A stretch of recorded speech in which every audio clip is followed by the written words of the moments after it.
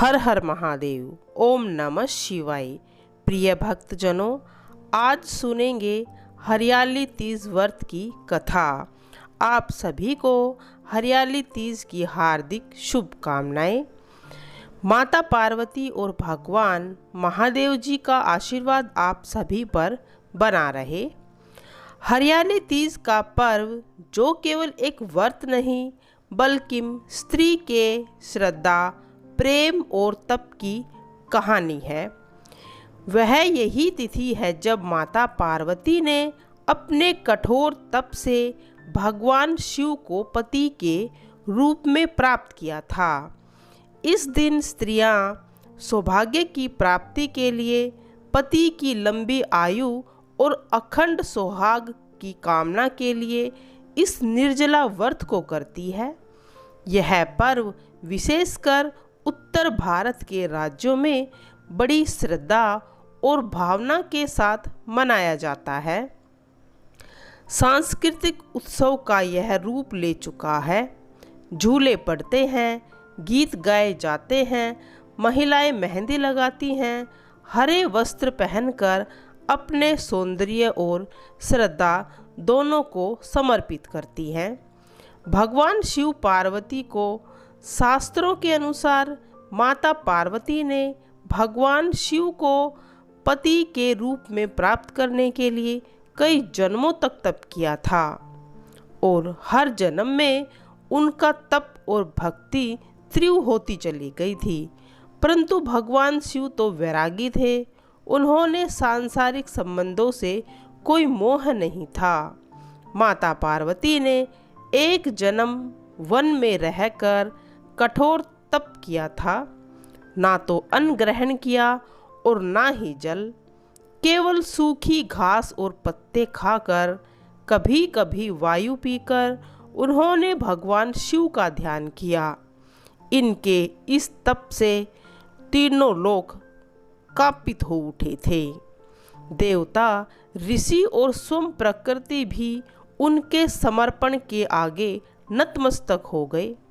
आखिरकार जब पार्वती का शरीर अत्यंत दुर्बल हो गया और उनकी आंखें बंद हो गई और उनका तन व्रत और तप से तप कर सोने सा दमकने लगा, तब भगवान शिव ने पार्वती के समर्पण को स्वीकार कर लिया था।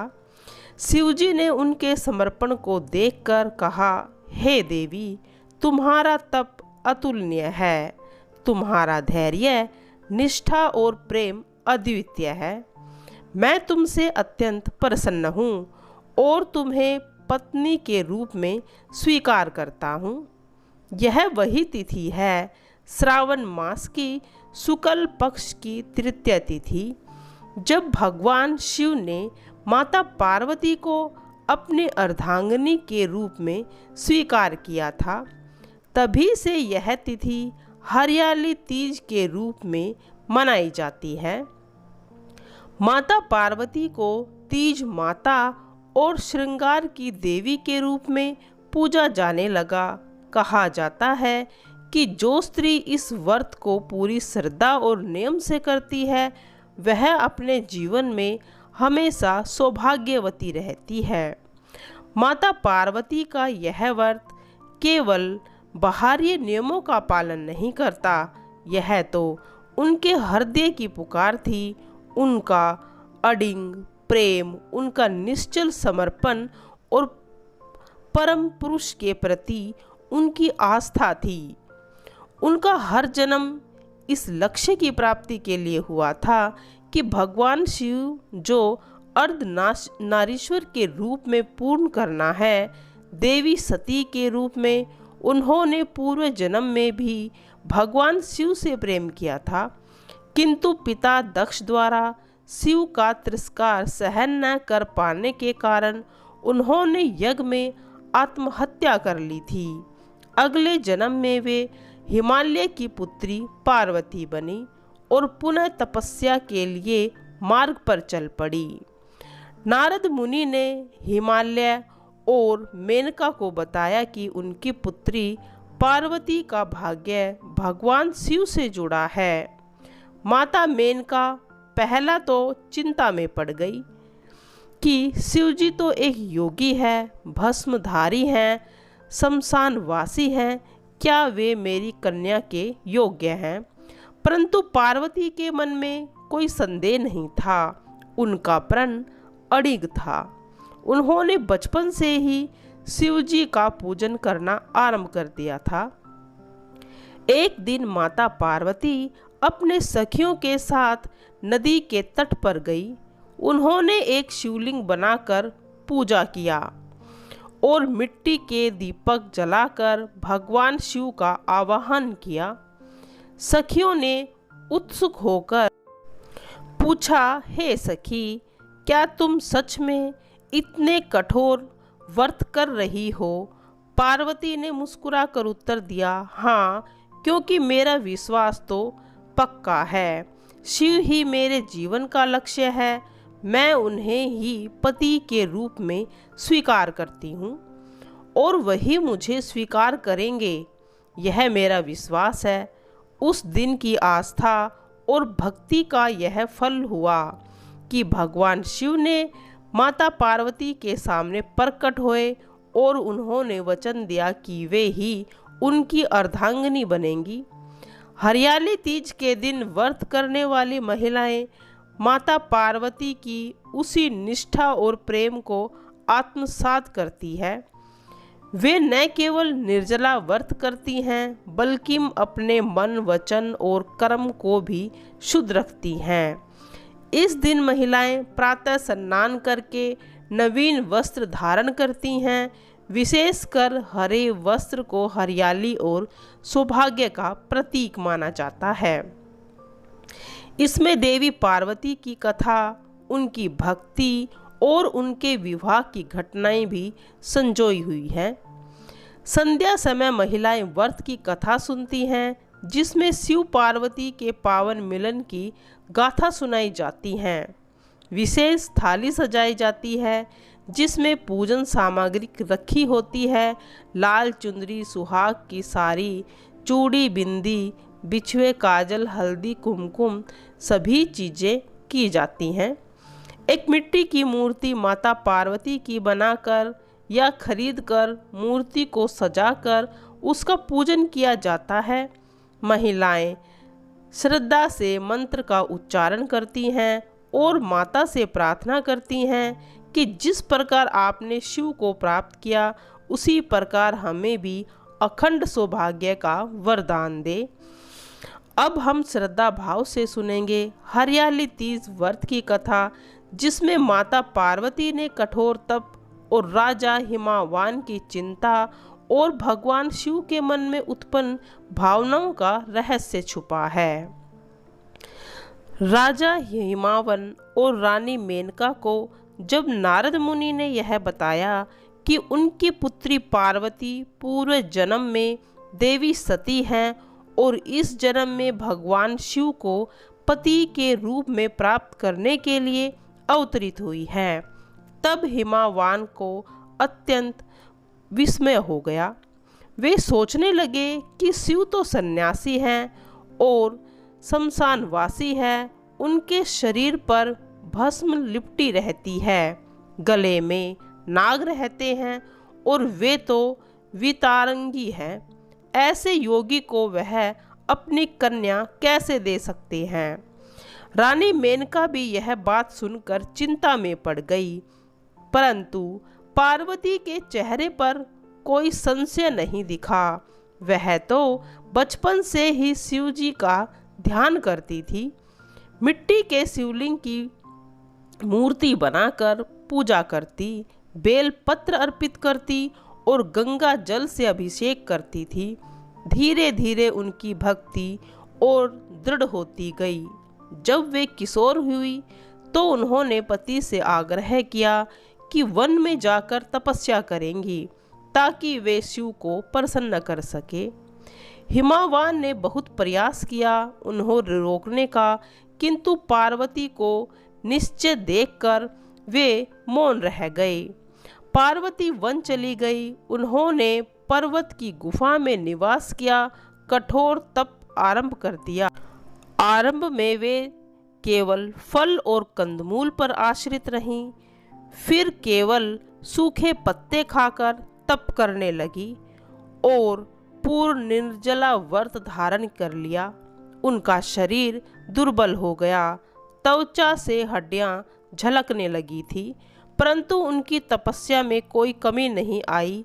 उन्होंने सूर्य की प्रचंड किरणों में बैठकर ध्यान किया, ठंडी रातों में खुले में रहकर शिव का जाप किया और अपने मन वाणी कर्म को पूर्णतया शिवमय बना लिया। उन्होंने तब से तीनों लोकों को चकित कर दिया। ब्रह्मा, विष्णु और देवगण उनके सामने प्रकट हुए और वरदान मांगने को कहा, परंतु पार्वती ने कहा, मुझे केवल शिव चाहिए, मुझे और कोई वरदान नहीं चाहिए। उधर कैलाश पर भगवान शिव ध्यान में मग्न थे। उन्हें जब देवगणों ने पार्वती के तप का वर्णन सुनाया, तब वे बोले, मैं जानता हूँ कि वह देवी कौन है।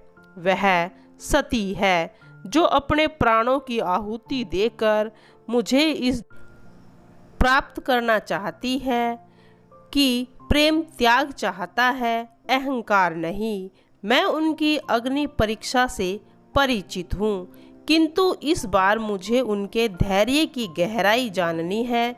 यह कहकर उन्होंने एक परीक्षा लेने का विचार किया। उन्होंने सप्तऋषियों को भेजा ताकि वे पार्वती के मन की परीक्षा लें। सप्तऋषियों ने जाकर कहा, हे देवी, शिव जी तो तपस्वी हैं, भस्मधारी हैं, न तो वे गृहस्थ जीवन के योग्य हैं, न ही वे पत्नी के सुख दुख में सहभागी हो सकते हैं। उनका कोई घर नहीं, कोई भोग नहीं। आप जैसी सुंदरी और सभ्य कन्या को कोई और दिव्य वर मिल जाएगा, श्री विष्णु, इंद्र या कोई अन्य। पार्वती ने मुस्कुराकर उत्तर दिया, मुझे न ऐश्वर्य चाहिए न भोग। मैं जानती हूँ शिव कौन है, वह ही मेरे आत्मा के परम साथी हैं। वह सृष्टि के आदि और अंत हैं। शिव ही काल है, शिव ही कालातीत है। मेरे शिव मेरे लिए प्राप्त है। सप्तऋषि नतमस्तक हो गए और उन्होंने लौटकर शिव को सब कुछ बता दिया। तब शिव स्वयं एक वृद्ध ब्राह्मण का रूप धारण कर पार्वती के सामने प्रकट हुए। उन्होंने भी वही प्रश्न दोहराया, कन्या, शिव तो जटाधारी हैं, उनके पास न गहने, न वैभव और न शमशान वासी हैं, भूतों के साथ रहते हैं। क्या तुम उनके साथ विवाह करना चाहती हो? पार्वती ने उत्तर दिया, जो शमशान में शांति ढूंढ सकता है वह जीवन में मुझे स्थायित्व देगा। जो अपने सिर पर मृत्यु को धारण करता है वह मुझे जीवन देगा। मैं किसी सांसारिक मोह से नहीं बल्कि आत्मिक प्रेम से जुड़ना चाहती हूँ और वह प्रेम मुझे केवल शिव में दिखता है। यह सुनकर भगवान शिव ने अपना ब्राह्मण का रूप त्याग दिया और अपने दिव्य रूप में प्रकट हो गए। कैलाश के सभी प्राणी पुलकित हो उठे। आकाश से पुष्प वर्षा होने लगी। देवगण, ऋषि, सिद्ध, गंधर्व, किन्नर सभी पार्वती के तप को नमन करने लगे। उन्होंने पार्वती को आशीर्वाद दिया और कहा, आज से तुम तीज माता के नाम से पूजा किया जाएगा। हरियाली तीज के दिन जो स्त्री तुम्हारी कथा सुनेगी, व्रत करेगी, उसे अखंड सौभाग्य प्राप्त होगा। भगवान शिव ने भी वचन दिया कि जो भक्ति इस दिन व्रत करेगी उनकी सभी मनोकामनाएं पूर्ण होगी। इसके बाद माता पार्वती कैलाश लौट आई। हिमालय पर भव्य विवाह संपन्न हुआ। देवताओं ने विवाह के लिए स्वर्ग से रत्नों और पुष्पों की वर्षा। नारद मुनि ने शुभ मुहूर्त चुना। ब्रह्मा जी ने स्वयं विवाह मंत्रों का उच्चारण किया और विष्णु जी ने कन्यादान किया। समस्त ब्रह्मांड में उस दिन दिव्यता की ध्वनि गूंज रही थी। देवी पार्वती और भगवान शिव का यह विवाह केवल दाम्पत्य बंधन नहीं, यह संपूर्ण सृष्टि के संतुलन का प्रतीक था। यह विवाह दो चेतनाओं का मिलन था। प्रिय भक्तजनों, अब सुनेंगे एक बड़ी ही दुर्लभ कथा। एक सामान्य स्त्री थी जो कि तीज के व्रत के माध्यम से अपने जीवन के अंधकार में ज्योति खोजती है। यह भाग पारंपरिक लोक भावनाओं, आत्मबल और देवी पार्वती की कृपा से मिलने वाले चमत्कारिक परिवर्तन को दर्शाती है। उत्तर भारत में एक छोटे से गांव में एक स्त्री रहती थी। उसका नाम था रमा देवी। उसका जीवन बाहर से सामान्य प्रतीत होता था। पति किसान था, 2 छोटे बच्चे, कच्चा मकान और दिन भर की चक्की, रोटियां और कपड़े धोने का जीवन। किंतु भीतर ही भीतर रमा देवी का मन सूख चुका था। उसका पति शराब का आदी था। घर लौटते समय अपशब्द कहता, मारता, पीटता और दिन रात उसे तिरस्कृत करता था। कभी रमा देवी हंसती खिलखिलाती एक लड़की थी जिसने सपने देखे थे, अपना घर, अपने पति का स्नेह, बच्चों की हंसी और एक शांत जीवन। लेकिन विवाह के कुछ वर्षों के बाद ही एक कठोर चट्टान में बदल गया। हर रात जब पति की डांट और मार सहती तो वह चुपचाप आंखें बंद कर लेती और दीवार की ओर मुंह करके लेट जाती। सोचती, क्या यही स्त्री का भाग्य है। एक दिन सावन का महीना आया। गांव की औरतें हरियाली तीज की तैयारी में जुट गई। झूले बांधे जा रहे थे, श्रृंगार खरीदे जा रहे थे, मेहंदी रचाई जा रही थी। रमा देवी बस चुपचाप देखती रही। एक पड़ोसन ने आकर पूछा, रमा, तुम तीज का व्रत क्यों नहीं कर रही हो? कम से कम इस दिन तो खुद के लिए जी लो। पहले तो रमा देवी चुप रही, फिर धीमे से स्वर में बोली, क्या व्रत करके करूँगी जब मेरा पति मुझे अपशब्द ही कहता है? माता पार्वती इसमें क्या करेंगी? पड़ोसन ने मुस्कुरा कर कहा, माता पार्वती ने भी 108 जन्म लिए थे, केवल शिव को पाने के लिए। उन्होंने बहुत कुछ सहा था, पर शिव ने उन्हें स्वीकार कर लिया था। तुम भी व्रत रखो। जब तक हम खुद अपने भाग्य को नहीं पुकारते, देवी कृपा कैसे बरसाएगी? उस रात रमा देवी नींद में बेचैन थी। उसने स्वप्न देखा, एक उजली धवल मूर्ति जिसके चारों ओर पुष्पों की वर्षा हो रही थी और एक स्त्री एक गुफा में बैठी हुई थी। अचानक वह मूर्ति रमा देवी से कहने लगी, बेटी, जब तक तुमने स्वयं को सम्मान नहीं दोगी, संसार भी नहीं देगा। मैं तुम्हारे हृदय में रहती हूँ, बाहर नहीं। इस तीज मुझे स्वयं से जोड़ लो। अगले दिन प्रातः रमा देवी उठी, स्नान किया, पुराने हरे रंग की साड़ी निकाली, बालों में तेल, मांग में सिंदूर लगाया, पहली बार किसी आग्रह के पूजन की थाली सजाई। उसने निर्जला व्रत का एक संकल्प लिया। उसने मिट्टी से एक छोटी पार्वती जी की मूर्ति बनाई, उसमें अपनी भक्ति हुई चूड़ियाँ चढ़ाई, रोते हुए कहा, हे माँ, मुझे शक्ति दो, मैं अपने जीवन को फिर से जी सकूं। उसने पूरे दिन व्रत रखा, कथा सुनी, गीत गाए और संध्या को दीप जलाकर पार्वती माता से प्रार्थना की, मुझे मेरी जिंदगी की सभी खुशियाँ वापस लौटा दो। जैसे आपने प्रेम को तब से पाया, वैसे ही मुझे आत्मसम्मान मिले। अगले दिन कुछ बदला नहीं, पर रमा देवी के शरीर भीतर एक शक्ति जागी थी।